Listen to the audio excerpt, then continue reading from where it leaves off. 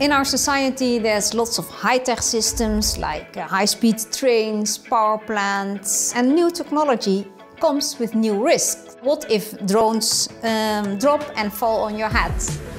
My name is Marielle Stoelinga and I'm a professor of risk management for high-tech systems. For me, computer science is much more than just programming. So I make models. I make sure that the models make sense. My mother was a scientific programmer, so it was completely clear to me that women could program, that this was an exciting new field, and there was lots of application areas for computer science. Not only in web development or drone programming, but also in fields like risk management.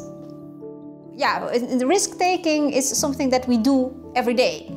On the one hand, you have to take risks, because if you stay at home, nothing will happen. So in that sense, there's no risk, no fun.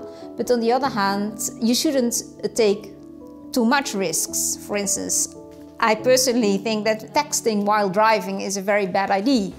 Yeah, there are so many risks around you. I mean, if you go, for instance, on a road trip, there's all kinds of risks. Here we see a risk model, a so-called fault tree model. If you know the probability of a tire to fail or the engine to fail, this program computes for you the probability that your whole road trip fails. And it does so by Monte Carlo simulation, based on 100 samples. So every time a coin is tossed, will my tire fail? Yes or no? And by combining all the samples, you estimate the probability for your road trip to fail. Predictive maintenance is all about using data analytics to predict when failures will happen so that you can maintain your system early.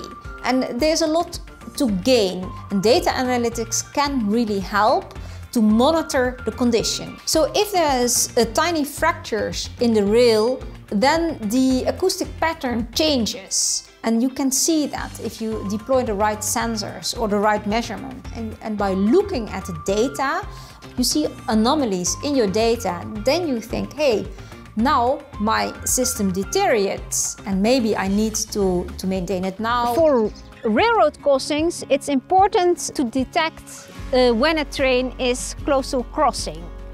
And this is done via a device that's called an electrically insulated joint. And they are essential because if they don't work, then trains are not detected and the bars may not close. When there's a train on the tracks, via the wheels, an electrical circuit arises and you can pick up the electrical signal, and in that way you see, is there a train, yes or no?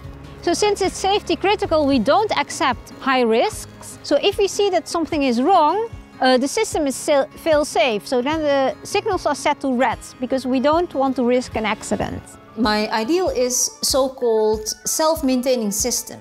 So they monitor their own condition, and when they feel something is wrong or when they feel they need maintenance, they indicate that, and the system picks up all the signals, analyzes that, and organizes the proper maintenance action.